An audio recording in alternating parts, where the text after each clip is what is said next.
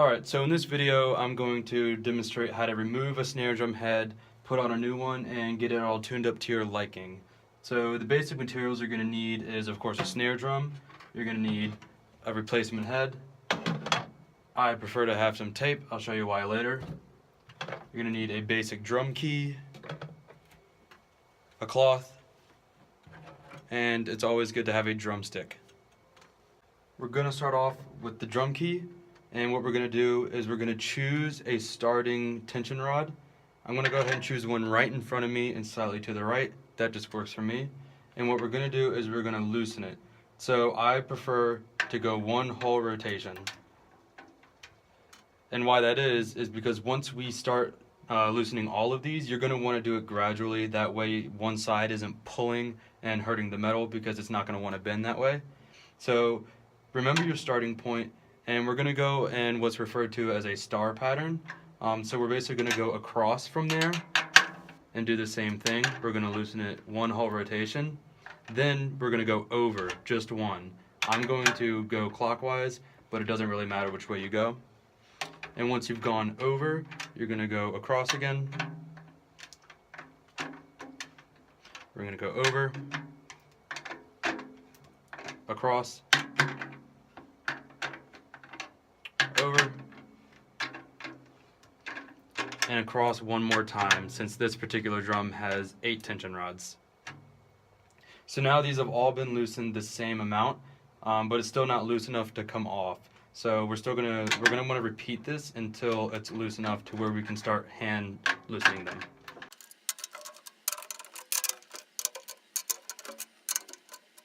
And once you're at the point where there's no tension on any of the rods, you can go ahead and start hand loosening them in any order you want. It doesn't matter at this point.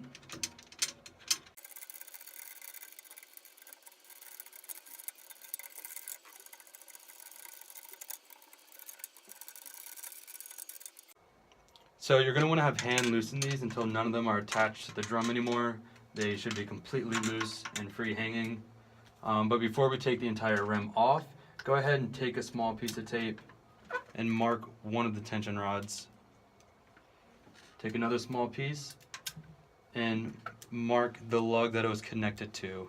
That way when you remove the rim, you don't get it mixed up. You don't want a tension rod and a different lug. Since it has been there so long, it's just better to put them all in the same place.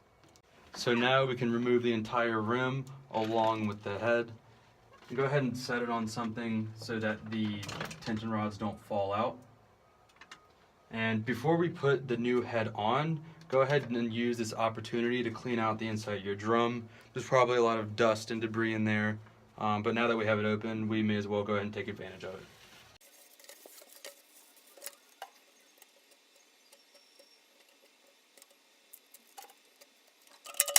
Alright, once you've got your drum all nice and cleaned out, go ahead and take your new head and start getting it lined up how you think you'll like it permanently. I usually prefer to put the logo over the snares away from me. That way you can use it as a reference point for playing over the snares when you want to play quiet. But once you think you have that lined up, go ahead and remove the rim from the old head and put it back on. This is when you're going to refer to the tape to make sure you're putting them back where they were. You just don't want to get that mixed up.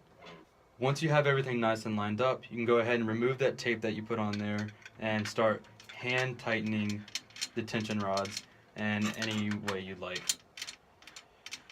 Basically what I'm going to do is tighten them until they're touching, but make sure there's no actual tension applied to the drum.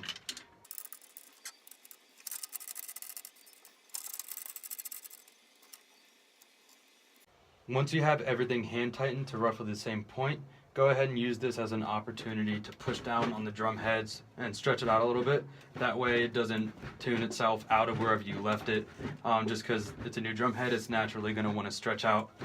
This helps just alleviate that a little bit. And once you've done that, you're going to go ahead and get your drum key again, and we're going to refer back to the star method, where we're going to go across, over, etc. But instead of loosening it, we're going to be tightening it this time. So same as before, we're going to do one full rotation, but tightening, Then we're going to go across, 1 full rotation, over, full rotation, across, over, across, over, and finally across. And now, same as before, we have tightened each one of these by 1 rotation. But it's probably not tight enough to where you're going to want to leave it. So go ahead and repeat this until you have it at roughly the point you're going to want to have it permanently. Alright, so now you have the head completely on. We just need to fine tune it. So to do that, we're going to take a drumstick and we're going to pick a random tension rod, it doesn't matter which one, and you're going to lightly tap in front of it. You're going to be listening for the pitch and comparing it to another one. So you should be able to hear that this one is a higher pitch than this one, which means it's tighter. So it doesn't matter which way you go, but do your best to make them even.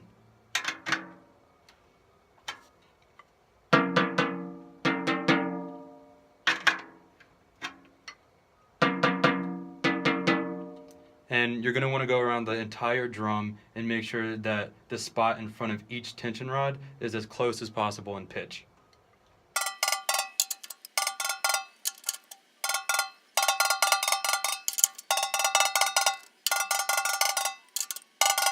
And keep in mind that it doesn't have to be perfect the first time around. Since it is a new head, it's going to stretch out and they're going to naturally change. So it's always a good idea to go back and double check these pitches and make sure they sound as good as possible in that moment. The actual tuning of the drum is completely up to you and it's very much subjective, but once you think you have all the pitches as close as you possibly can, you're pretty much good to go.